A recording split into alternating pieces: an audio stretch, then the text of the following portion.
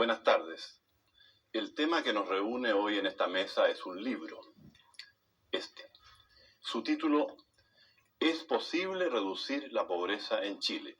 Su autor es Ernesto Tironi, economista del Centro de Estudios del Desarrollo. En la obra, Tironi resume el pensamiento y el trabajo de investigación realizado por él junto con otros economistas para definir los límites de la pobreza en el país y proponer fórmulas que podrían ir en el mediano y largo plazo, disminuyendo el número de compatriotas que se ubican en la categoría de pobres. El tema parte de un principio en el que parece haber acuerdo generalizado en orden a que el porcentaje de pobres que existe en Chile es preocupante. Las discrepancias aparecen cuando se trata de la estrategia que hay que elegir para combatir la pobreza. La materia, por lo tanto, requiere de un análisis permanente que sirva para que la inquietud sobre la existencia de la pobreza esté siempre viva y estemos siempre tratando de aportar ideas y fórmulas que contribuyan a arreglar el problema. Para conversar sobre el libro contamos hoy con la presencia del ingeniero civil y hombre de empresa Fernando Lenis, de Luis Larraín, subdirector de la Oficina de Planificación Nacional, y obviamente de Ernesto Tironi, el autor de este libro. Y contamos también, como siempre, con la participación del público mediante sus preguntas a los teléfonos que les muestran en pantalla. Entramos de inmediato en materia con Ernesto, el autor. Ernesto, sin ánimo de cuantificar el número de pobres que hay en Chile, ya que entraríamos de lleno en una disparidad de cifras de difícil comprobación, ¿en qué hechos concretos te basas tú cuando afirmas que durante el actual gobierno el número de pobres ha aumentado? Me baso y nos basamos fundamentalmente en los resultados de la encuesta de ocupación y desocupación de la Universidad de Chile, donde se pregunta también por el ingreso de las personas.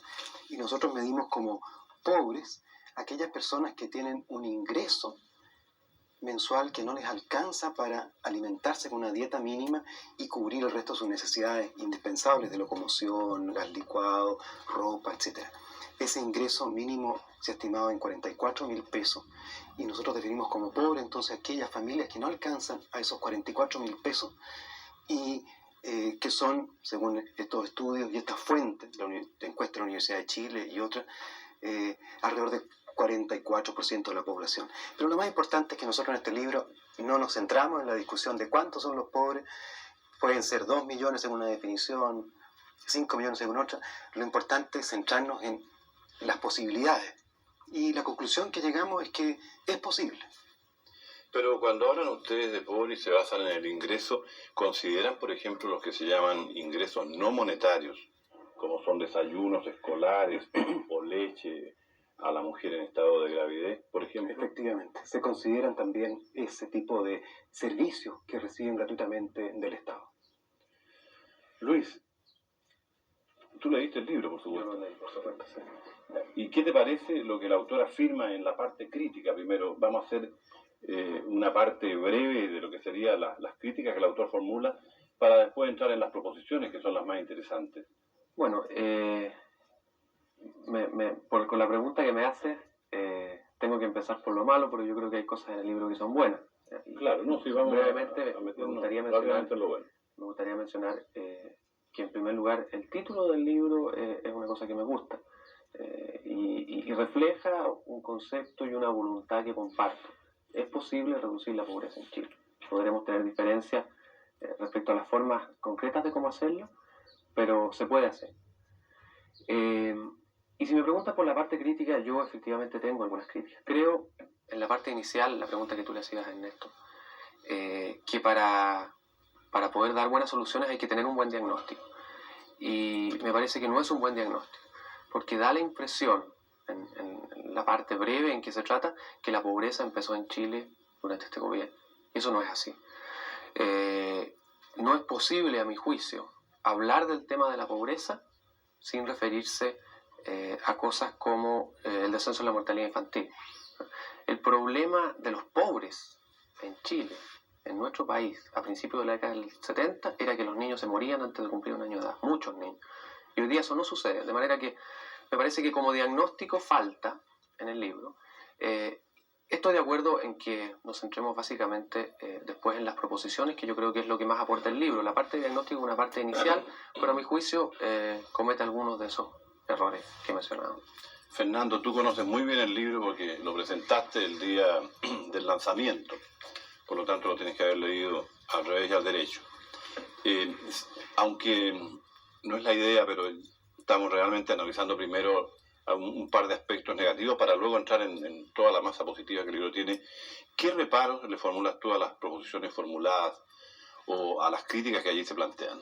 Bueno, yo comparto la crítica en cuanto a que los pobres no son de ahora. En realidad, si uno lee toda la parte introductoria del libro, da la impresión de que los pobres fueran de ahora, como que fuera responsabilidad de este gobierno, de esta política económica.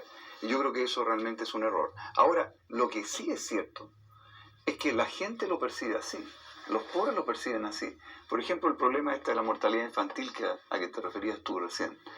No hay ninguna duda que eso es una disminución en términos absolutos de la pobreza extremadamente importante. Estamos todos felices que no se nos han muerto hijos, no se nos han muerto nietos, en el caso mío. Pero resulta de que no hay puntos de comparación respecto a ese mejoramiento. A la gente que no se le murió, no se le murió. No puede comparar esta situación actual con todos sus niños vivos con respecto a lo que habría sido si le hubiera muerto. No tiene ese punto de referencia. Entonces yo diría, eso ya lo adquirió esa disminución de pobreza. Enseguida hay otras cosas, como por ejemplo el tener televisión. Hasta hace poco tiempo atrás uno pensaba que tener televisión era un síntoma de disminución de pobreza. La verdad es que la televisión ha pasado a ser una necesidad hoy día. Es muy difícil estar informado, saber lo que sucede, etcétera, sin tener televisión, o tener agua potable, o tener luz eléctrica, o estar conectado a algún sistema de alcantarillado. Entonces, esos son mejoramientos en términos absolutos de la pobreza que sí se han producido y muy fuertemente durante este gobierno, pero que la gente no los aprecia. La gente sigue pensando en pobreza, bueno, ¿qué puedo comprar con este dinero que tengo en el bolsillo? Y eso, de acuerdo con lo que dice Ernesto, es insuficiente. Entonces, la percepción que tiene la gente de su situación es de pobreza. Y además, yo creo que el diagnóstico puede que tenga estas consideraciones políticas que uno las puede objetar al comienzo, pero la verdad es que los programas a que se refiere el libro están correctamente enfocados. Es decir, los programas están enfocados indudablemente a los sectores de más alta pobreza y con programas que yo creo que, digamos, están muy bien orientados para producir mejoramientos sustanciales. Yo parto diciendo también que, aunque voy a admitir algunas otras críticas respecto a algunos problemas específicos, la verdad es que el libro lo encuentro constructivo, sumamente positivo y un esfuerzo serio. Ahora, conociendo el centro donde se ha hecho el libro y las preferencias políticas de que ha estado en la oposición de Ernesto, yo comprendo perfectamente bien que él no podía omitir juicios críticos. Es evidente que tenía que omitirlo. Pero la verdad es que lo hace un poco, la impresión mía, y perdón, entonces, con un poco de saludo a la bandera después, y después te concentras claramente en proposiciones muy constructivas, muy buenas, y realmente lo muestro muy. O sea, Ernesto empieza como político, pero continúa como economista. ¿Eso es más o menos lo que tú estás insinuando? Y termina como político. Bueno. Ah, sí. Sería el segundo saludo a la bandera. No, porque eso hay que admitirlo. Sí. Yo creo, perdón, sí. Manuel, yo creo que hay que admitirlo, pero hay un punto que me preocupa, que es cuando eso puede llevar de alguna manera a distorsionar las cosas. O sea, yo estoy de acuerdo en que podemos tener distintas posiciones políticas y eso a la larga se refleja en lo que se escribe. Sin embargo, en algunas ocasiones, las críticas que se hacen, yo estoy hablando precisamente de la última parte del libro, pueden llevar a confundir sobre el verdadero problema. Hay específicamente dos cosas que a mí me molestaron, por decirlo así. Y ya que estamos en la parte negativa, quisiera sacarlas inmediatamente para después ir a ver los programas. Hay una parte en que se dice que durante el actual gobierno hubo la voluntad de favorecer a los ricos y a los militares, ¿no? Cosa que a mí me parece absolutamente injusta. Yo he trabajado varios años en el gobierno, no para favorecer a los ricos ni a los militares. Yo he trabajado con militares, yo conozco lo que ganan, los sueldos que ganan, que no son distintos a los que ganan los empleados civiles del gobierno, que todos sabemos, Fernando sabe que no son los mejores. Y conozco la labor que muchos de ellos han hecho, y en general sobre ese punto yo creo que no hay nada que podemos objetar a los militares. De manera que eso me parece una cosa que está de más y que puede llevar equívocos. ¿Por qué? Porque una de las cosas que se plantean como fuente de financiamiento es reducción del gasto militar. Y por ahí se reconoce que gran parte del gasto militar es gasto en remuneraciones y pensiones.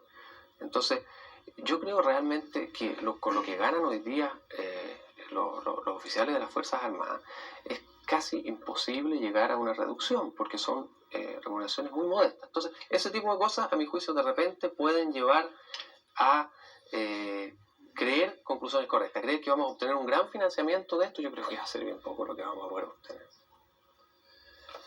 Ernesto, tú propones 6 planes directos para combatir la extrema pobreza, o sea, que sería el artículo número 1.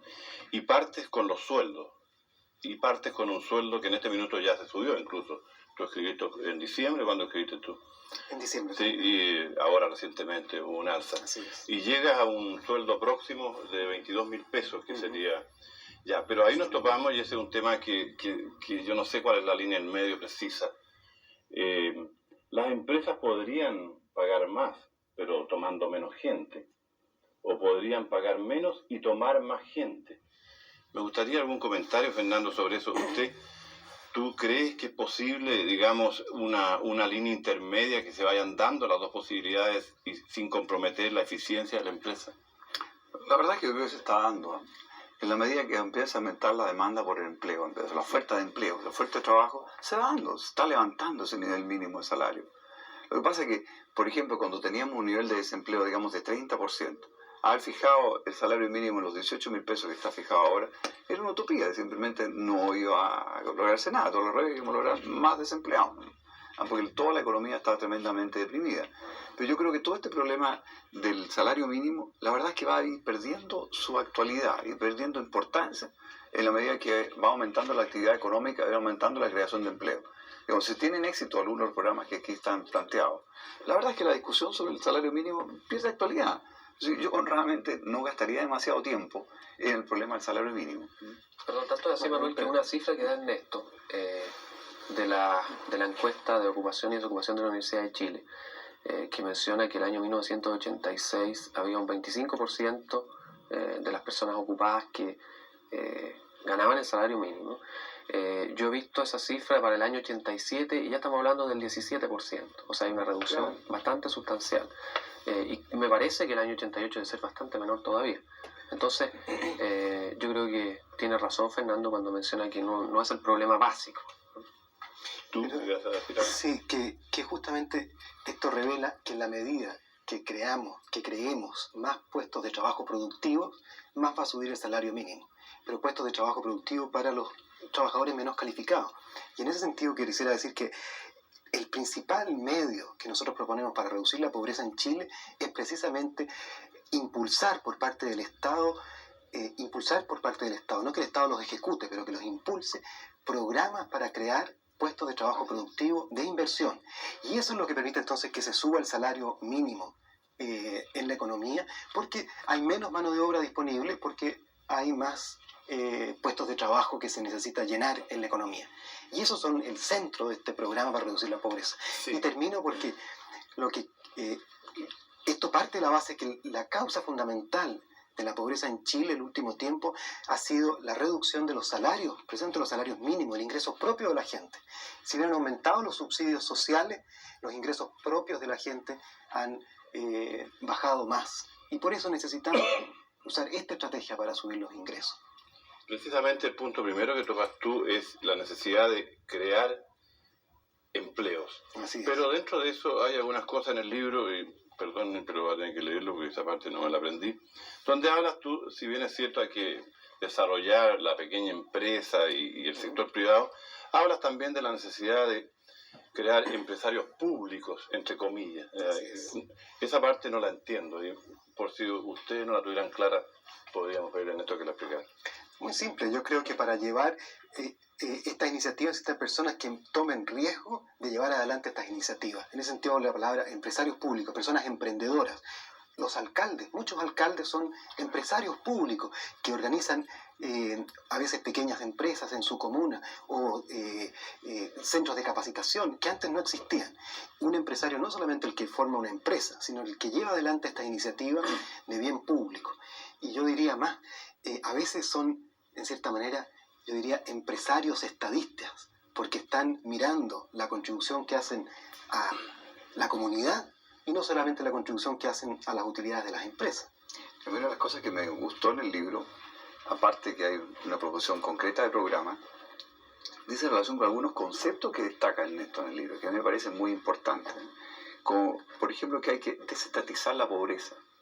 La verdad es que la cantidad de recursos que tienen hoy día los más pobres, por vía de subsidios en los cuales dependen del Estado, es muy grande. Entonces hay una cantidad muy grande de gente que depende del Estado, lo que induce a mucha gente a creer que la solución de sus problemas la va a dar siempre el Estado.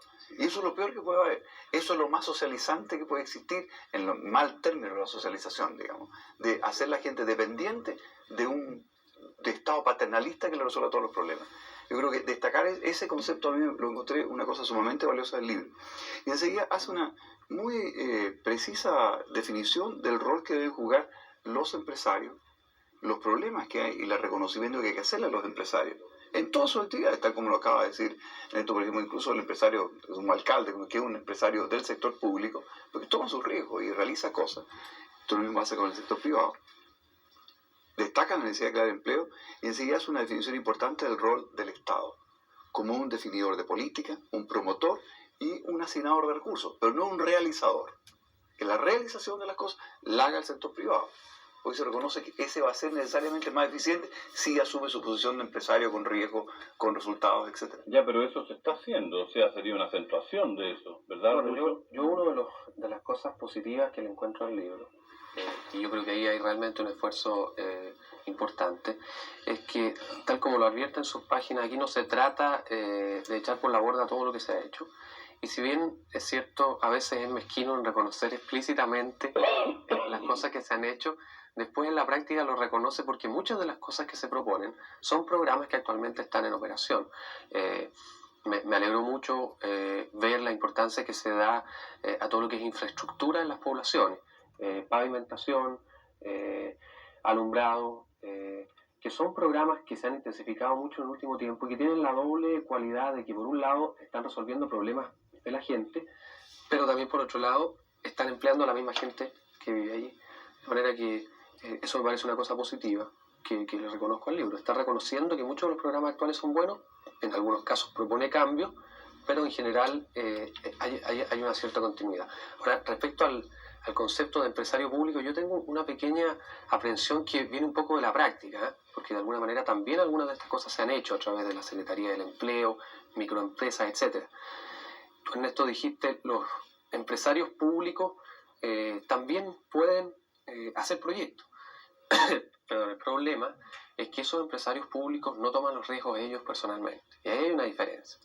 No toman ellos los riesgos en el sentido de que si les va mal en el negocio, no siempre eso significa que van a tener alguna sanción por eso. De partida no van a perder la plata. Y eso hace que haya que ser cuidadoso.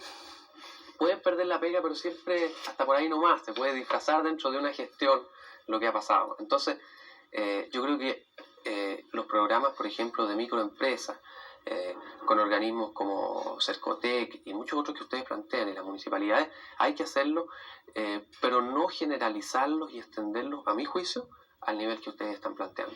Porque hay un grave riesgo de burocratizarlo, pese a que ustedes tratan de descentralizarlo en la proposición que hacen en distintas municipalidades.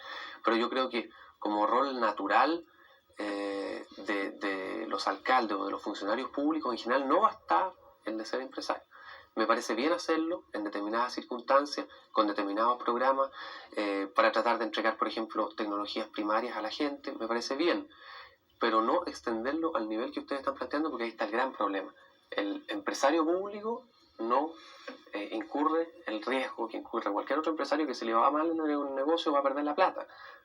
Y eso hace que sea, a mi juicio... Los resultados pueden ser no tan buenos como si lo hace un privado. Claro. ¿Tú estás de acuerdo con eso? Sí, no, porque yo reconozco que a muchos empresarios privados tampoco lo que más les interesa no es siempre, y no a todos, solamente la plata, es llevar adelante su proyecto. Un buen secretario ejecutivo de Cercotec, por ejemplo, sale a gestionar proyectos de cooperación externa, por ejemplo, para capacitación técnica con otros países.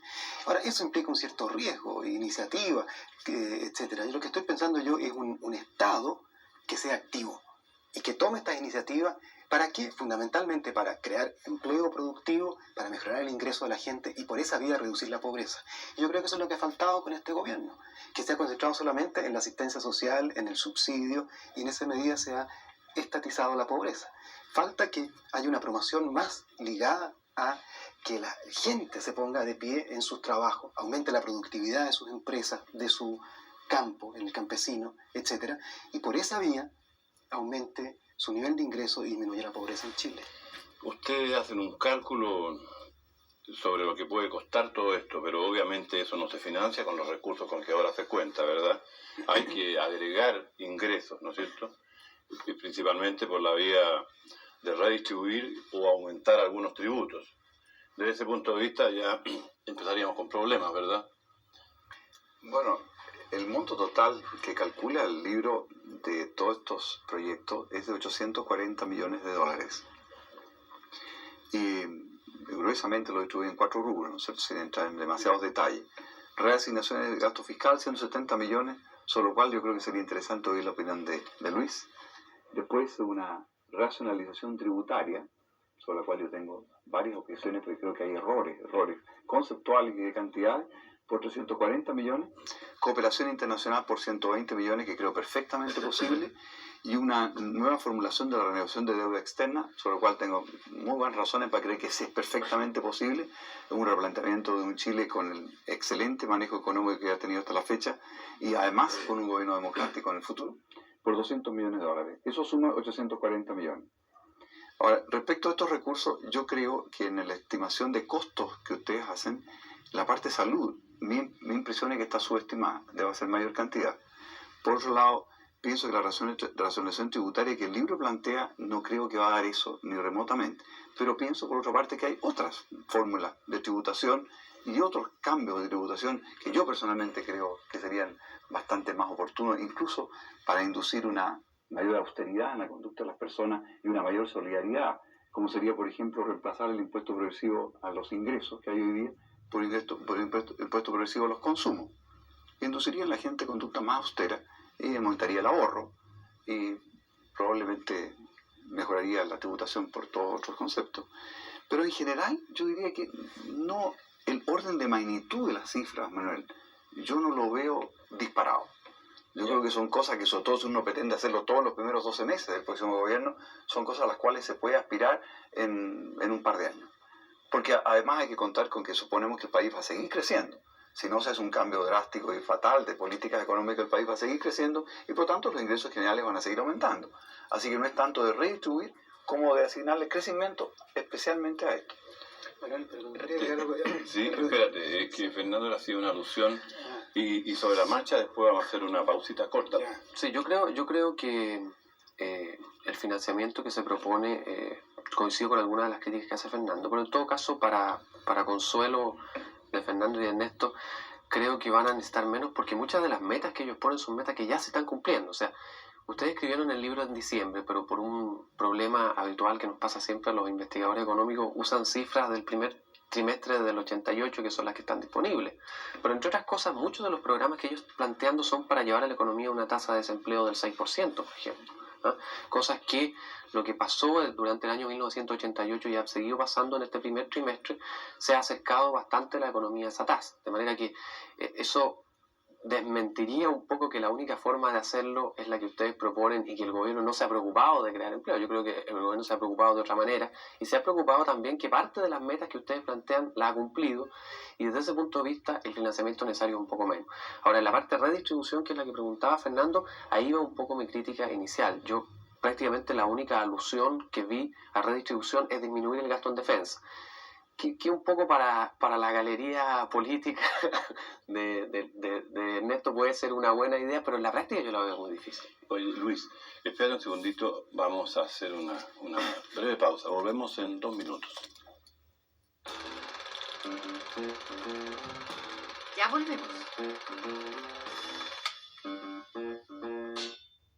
cuesta trabajo concentrarse o siente la mente dispersa, olvida nombres, fechas o dónde están las llaves? Si respondió sí a alguna de estas preguntas, preste atención. Porque al pasar los años, su cerebro se vuelve cada día más lento. Que a veces mis jornadas van hasta tarde de la noche, entonces mentalmente me estaba sintiendo como muy agotada. Yo tenía buena memoria, yo era muy inteligente, yo manejaba números. Pues con el tiempo yo ya estaba asustado porque no podía hacer mis cálculos, no me acordaba de nada y ya me estaba dando miedo. Presentamos Lucy Memory Complex, el primer complemento alimenticio en Europa que combina el poder de las hierbas populares para el poder de la memoria. Desde que empecé a tomar Lucy, me he recuperado, he tenido más energía, más vitalidad, me acuerdo ya de más cosas. Y desde que estoy tomando Lucy, he sentido muchísimo la diferencia porque estoy mucho más enfocada, no se me olvidan las cosas y aguanto las horas que necesiten. Hoy en día hay muchas distracciones, tenemos el WhatsApp, las redes sociales y eso hace que pierda mucho tiempo. Lucy me ayuda a concentrarme y a mantener mis pensamientos claros. Lucy Memory Complex le da a su cerebro el apoyo natural que necesita para enfocar su mente, aumentar la memoria, mejorar la claridad mental y la velocidad de su cerebro. Y lo mejor, sin efectos secundarios. Además de estimular las funciones cerebrales, estas hierbas clasificadas como nootrópicos ayudan a disminuir el estrés, calmar la mente y mejorar las habilidades de pensamiento y razonamiento. También ayudan a mitigar el olvido, a mejorar el periodo de retención y a retrasar el envejecimiento cognitivo. Lucy Memory Complex. Llame ya al teléfono que aparece en pantalla, porque si llama ahora, recibirá un segundo frasco con 30 cápsulas de Lucy Memory Complex completamente gratis. 2 meses de lucidez, energía y de alto rendimiento. Un enfoque libre de drogas a tu alcance, solo con Lucy Memory Complex. Únete a la familia Masai Travel y descubre los mejores destinos turísticos del planeta de una forma diferente. Hemos dado la vuelta al mundo más de 20 veces y si hay un destino que se presenta como un sueño hecho realidad, sin duda es Turquía. Uno de los mejores destinos del planeta y queremos que lo vivas al modo Masai. Turquía es un lugar mágico que fusiona religión e historia en paisajes de ensueño. Admiraremos la majestuosidad de la Mezquita Azul, un ícono de la belleza arquitectónica. Y por supuesto, conoceremos la Casa de la Virgen María, un lugar único en el mundo que ofrece una experiencia espiritual y cultural inigualable. Creamos un tour excepcional, una ruta hecha a mano, recorriendo los rincones más importantes e icónicos de Turquía. Viajamos en grupo y nos encargamos de absolutamente todo. Pasajes aéreos, hoteles de lujo, guías privados y comidas. Tú solo disfrutas del mejor viaje de tu vida. Realmente Masai Travel rompió todo o superó todas las expectativas que en un principio habíamos pensado. Vive la cultura turca a nuestro modo, al modo Masai, a través de experiencias locales que quedarán en tu memoria para siempre.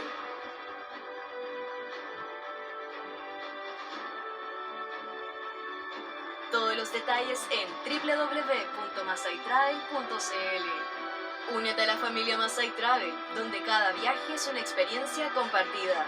Masai Travel, viajes de experiencia.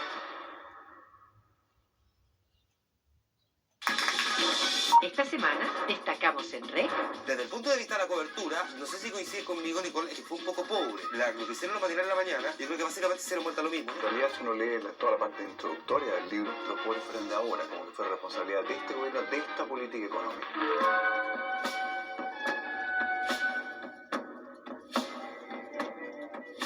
Es la historia de un seductor. Señoras y señores, esta es la biografía de Joan Manuel Serrat. Con un tremendo reconocimiento internacional, dedicamos este capítulo de Canción Nacional a la nueva canción chilena. Muy buenas noches. Uno de los fenómenos más interesantes de la política chilena de hoy es la nueva izquierda. Qué bueno es ser de aquí y compartir concursos, ritmos. El bicho, yo me convertí, un cocodrilo soy. El bicho. Solo en REC. El ayer y hoy juntos. Continúa disfrutando REC. El ayer y hoy juntos. Comenzamos la segunda parte respondiendo algunas preguntas del público. La primera de un señor Jerez para Ernesto Tironi. La idea parece que si bien los libros son en este caso una teoría específico. Entonces esta persona quisiera saber cuál sería el primer paso, el paso inmediato para terminar con la pobreza. Realmente ningún paso la va a terminar por sí mismo, pero el primer paso para empezar a reducir el problema. Si de ti dependiera, ¿qué harías? Buena la pregunta. Poner en práctica esto que hemos hecho aquí. Hemos trabajado 1 año y medio, más de 20 especialistas o economistas del Centro de Estudios del Desarrollo, precisamente viendo qué paso práctico dar. Y estudiamos muchos programas distintos, muy concretos. Por ejemplo, construir muelles en las caletas, ampliar los créditos que da el Servicio de Cooperación Técnica, dar más asistencia técnica y crédito a los campesinos, pavimentar más calles en las poblaciones, construir más áreas verdes para esas poblaciones. Hay mucha diferencia entre las verdes que hay en Vitacura y en Cerro Navia. Medidas muy concretas.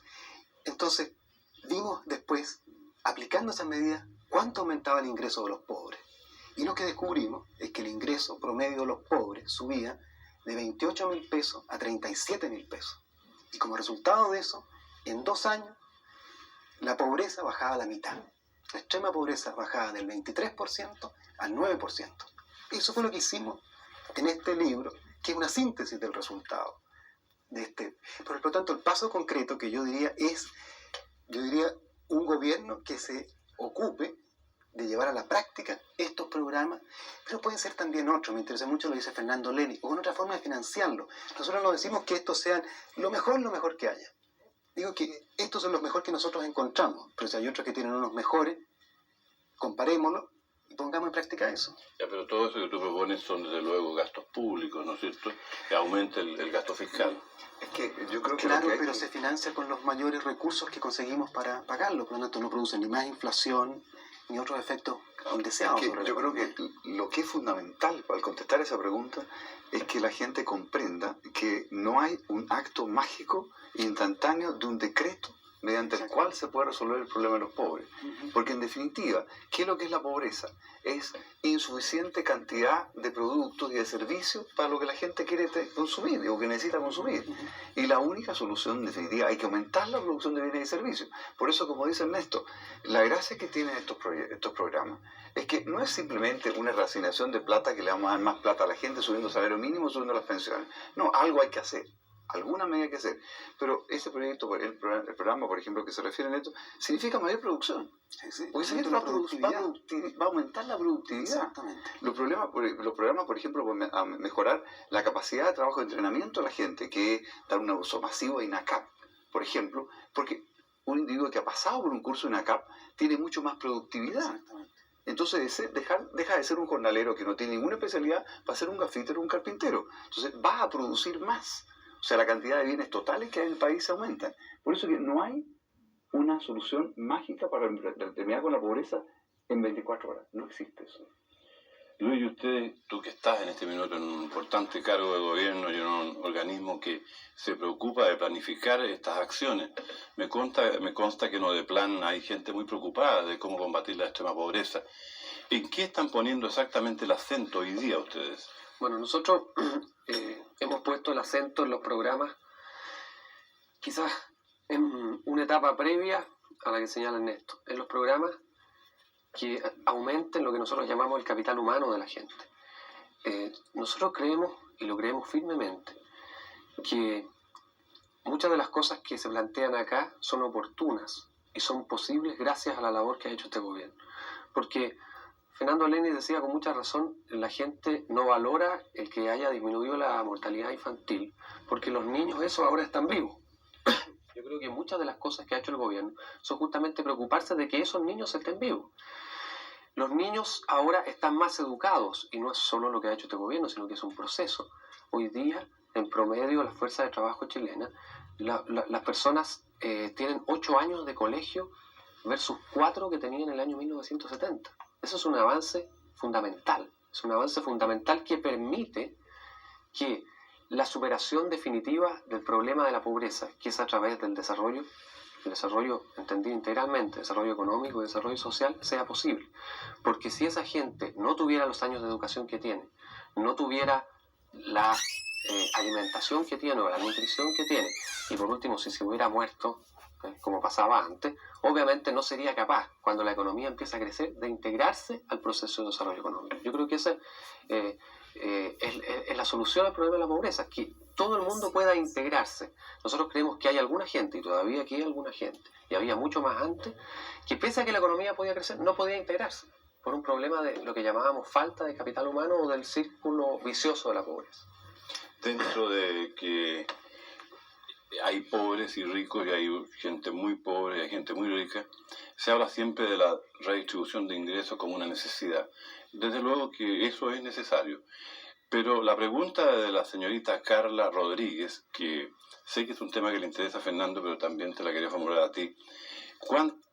¿Cuánta debería ser, dice, y hay estadística me parece al respecto, la diferencia máxima que tendría que ganar, que tendría que haber entre lo que gana un obrero, por ejemplo, y lo que gana un gerente? ¿Qué piensas tú de eso? Yo personalmente pienso que debería ser lo menor posible. Y la forma de hacerlo lo menor posible es aumentando el ingreso que puede ganar el obrero. Y la forma de aumentar el ingreso del obrero es creándole mejores puestos de trabajo cada vez más capacitados, de más alta productividad. Y eso es lo que proponemos con este libro y con un proceso de desarrollo que ponga atención en esto. Pero eso es bien utópico. ¿Qué dice Fernando de eso? Eso que sea lo menos posible, no sé dónde se puede dar eso. Claro, lo que pasa es que uno podría decir teóricamente, si quiere ganarse la buena voluntad de toda la gente que gana menos, y que es mucha gente, por supuesto que es la mayoría, los gerentes son la minoría, uno dice, mire, que no haya más de 1 a 10 de diferencia, por ejemplo, o de 1 a 6 de diferencia. Sería ideal, siempre que el que gane menos, por ejemplo, ganara hoy día 200.000 pesos mensuales, perfecto, sería fantástico que la relación fuera de 1 a 6, y el gerente gana 1.200.000 pesos, estaríamos todos felices. Pero resulta de que eso implica no tanto la cantidad numérica de pesos que recibiera ese señor, es la cantidad de bienes que ese señor puede comprar. Y para que ese señor pueda ganar eso es el mínimo, puede ganar 200.000 pesos, tiene que haber una gran cantidad de bienes disponibles. Y eso hay una diferencia inmensa, hay que decirlo, en el mundo entero. Hay compañías en Estados Unidos donde sacábamos la cuenta que la diferencia puede ser de 500 a 1. El señor Lee Iacocca, el famoso gerente, el presidente de la Chrysler, gana $20 millones al año. Debe ser unas 500 veces lo que gana una persona de abajo. Y lo que sucede es que las empresas en Chile, a los cargos altos de profesionales y especialistas, necesitan a la gente lo mejor posible. Lo mejor a nivel internacional también. Porque compiten porque tienen que exportar a otras partes y tenemos que competir en el mundo. Necesitan tener gente que a esos niveles de lo que ganan afuera, y lo que ganan los de abajo, lo que gana el resto del país en total, en su suma, es en definitiva el resultado de toda la producción total que tiene Chile, lo que llama el Producto Geográfico Bruto per cápita. Y la única forma de mejorarlo es aumentando productividad, aumentando producción, aumentando inversión, como está reconocido en el libro. ¿Tú querías agregar algo? Sí, y hay un punto que me parece agregarlo, yo coincido básicamente con lo que se ha dicho. Lo más importante en ese sentido es el problema del empleo, claramente. Yo, tomando algunas de las cifras que ustedes tenían ahí y con otros antecedentes que tenemos nosotros, creemos, por ejemplo, que solamente entre el año 85 y el año 87 el ingreso autónomo generado por las mismas personas del 10% más pobre de la población creció más de 100%. O sea, aumentó al doble, por una razón muy sencilla, porque la mayoría de esa gente era gente que estaba desempleada y pasó de ganar cero, digamos, o muy poco, como gana un desempleado por algún ingreso ocasional, a ganar un salario. De manera que yo creo que lo primero, si uno quiere de alguna manera tener más equidad en cuanto a la distribución del ingreso, es tratar de terminar con el problema del desempleo, y en eso coincido con los planteamientos y con el énfasis que hay en el problema del empleo. En el libro tú hablas también de redistribuir algunos gastos que se están haciendo y citas el ejemplo de la alimentación complementaria. En ese aspecto yo tengo entendido que incluso el gobierno no le ha hecho una buena difusión de lo que realmente se está haciendo. Me ha tocado, yo en 2 oportunidades he ido a almorzar a estos colegios donde reparten raciones, y es una cosa realmente grande que se ha hecho ahí, más de 1 millón de raciones diarias, con un costo altísimo durante el año, pero bueno, esa sería una buena forma de redistribución. Pero tú planteas algo más al respecto. ¿Qué harías tú? ¿A cuánto? Sí, pero ¿a cuánto y a quiénes? A 1,5 millones, todos los niños en condiciones de pobreza. Y hoy día, sin embargo, a pesar de que es un programa que se empezó hace muchos años, es menor el reparto del que existía hace 15 años atrás. ¿En raciones de ese tipo? No, yo diría, yo quiero corregir eso. Probablemente es menos el dinero que se gasta en el programa, pero no son menos las raciones. Son menos las raciones. Revisa las cifras y vas a ver que son menos. Mira, yo quiero ser discrepo bien objetivo. Yo nunca había oído hablar de tantas raciones. Verifícalo y la próxima vez lo puedes anunciar a los Hoy día es más de 1 millón en lo que se está entregando diariamente. Y era mucho más por Y allá, antes por era los, menos. 70. Verifícalo. Bueno, a pedido tuyo y para satisfacer mi curiosidad lo voy a verificar. Pero realmente es una cantidad grande. Respecto de eso, ¿tú crees que se podría sacar dinero de algún lado y meter ahí a dar más raciones a la gente? Yo creo que sí. Y yo en ese sentido tengo un planteamiento un poco distinto, en el sentido que no lo miraría como globalmente, sino que trataría aquí de aplicar algún concepto de descentralización. Mi experiencia, la experiencia de nosotros a través de ODEPLAN, es que en distintas regiones del país la importancia de la alimentación complementaria es distinta. Hay factores como la distancia que hay entre la escuela del niño y la casa, que son muy importantes. Y en ese sentido, mi planteamiento, y hemos tratado de hacer algo al respecto, y todavía no tenemos un resultado concreto, es darle más flexibilidad a las autoridades regionales en el manejo de estos programas. De manera que en una parte de Chile, por ejemplo, específicamente me han dicho en la tercera región, porque he recibido de parte de la gente nuestra en la tercera región esa inquietud, ellos aumentarían el programa de alimentación complementaria y están dispuestos a disminuir otros programas. Están dispuestos a disminuir los subsidios de asignación familiar que se están dando porque creen que es más importante ese. En cambio, en otras regiones del país o en otras zonas del país, la situación es inversa. Ellos están contentos con la cantidad que ellos tienen de ese subsidio, sin embargo, preferirían más recursos para otros programas sociales. Pero aparte de los factores económicos que realmente inciden en la pobreza y que se pueden explicar aritméticamente, ¿no creen ustedes que hay también un porcentaje de egoísmo, de falta de generosidad que impide que estas soluciones que se buscan vayan más rápido, Fernando? Bueno, yo creo que, sin perjuicio que uno debe estar siempre luchando para que la gente sea más solidaria, sea más altruista, tenga actitudes más generosas, yo creo que cuando se trata de construir un país y construir una política económica y planificar un desarrollo y resolver un problema tan importante como este, del que estamos hablando, uno no debe confiar en actitudes que los psicólogos o sociólogos llaman de carácter heroico. Yo creo que actitudes heroicas uno puede lograr de mucha gente por corto tiempo, o de muy poca gente que tienen vocación de heroísmo durante mucho tiempo. Pues no podemos basar un programa como este, que requiere contribución de mucha gente en un tiempo largo, en actitudes altruistas. Uno suele ser muy generoso cuando de repente le piden una colecta para niños quemados, por ejemplo. En ese minuto uno tiene generosidad. O a los terremotos también. O para los terremotos, cuando hay de repente un incendio grande, cuando hay una inundación, en realidad todo el mundo contribuye con frazada. Usted no puede estar pretendiendo que la solución del problema de la pobreza y de la dotación de frazada y de muebles de la gente sin recursos esté permanentemente provista de esa manera. No funciona. No funciona. La gente se cansa de tener esta actitud. ¿Qué te parece, Tieso? Sí, pero me gustaría decir algo más. Yo creo que el problema de la pobreza no es solamente un asunto de medios económicos, sino también de lo que pensamos sobre ella. No es un asunto tampoco de bondad, sino que de voluntad. Y no es por ejemplo si pensamos que no hay nada que hacer, o que hay que esperar ser un país desarrollado, o hay que esperar que cambie todo el sistema económico.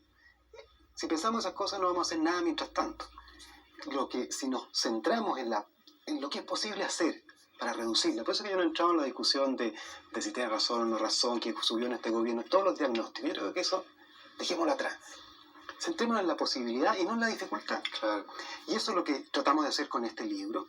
Y estamos satisfechos de que parece que lo logramos porque las conversaciones como esta las podemos centrar más en lo que es posible. Cambiar nuestra manera de mirar el problema de la pobreza como algo que efectivamente podemos avanzar si nos proponemos juntos avanzar para reducirla. Además, y uno de los méritos, perdón, el que tiene este libro es que refuerza eso el concepto de que hay que poner a la gente de pie para que ellos mismos produzcan y mejoren su situación y no hacerlo depender tanto de esta ayuda paternalista del Estado o de otros.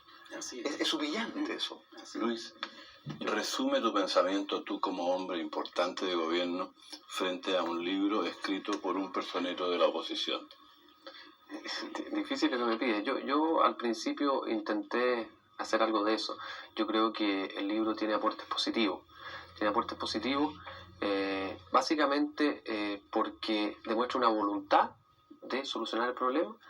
Es positivo también porque entra en algunos programas concretos que, repito, son por lo demás muchos de los que ya se están realizando.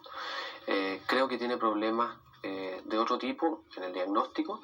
Tiene algunos de esos programas que yo no comparto personalmente y puede haber discrepancias que sean tan efectivos para lograr ese objetivo. Y tiene además en la parte de financiamiento, a mi juicio, una carencia en el sentido que la redistribución no me parece muy clara y que las fuentes de recursos a través de los impuestos tampoco me parecen muy claras. El año pasado se rebajó el IVA en 4 puntos y todo el mundo habla que qué es lo que haría con ese dinero del IVA, pero resulta que la recaudación de IVA durante 1988 fue casi un 10% más alta que el año 87. Vale decir, ahí estamos viendo que con una tasa de IVA menor puede ser que estemos recaudando más. Entonces no es tan claro este financiamiento de impuestos. Pero yo creo que sumando y restando, la impresión que a todos nos deja el libro es que es un libro positivo y representa un aporte y ojalá que pudiera ser llevado a la práctica en aquellas cosas que realmente son aplicables al país para avanzar en esto, reducir la pobreza que a todos nos preocupa. No te puedo hacer la palabra porque se nos acabó el tiempo, te pido perdón. De todas maneras, las personas que quieran saber más sobre el tema pueden comprar el libro. Anuncio el programa de mañana. El tema es para la familia, la separación de la pareja.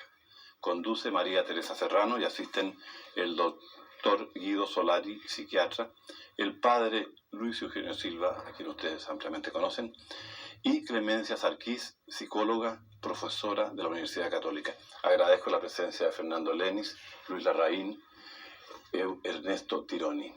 De mi parte, gracias, buenas tardes.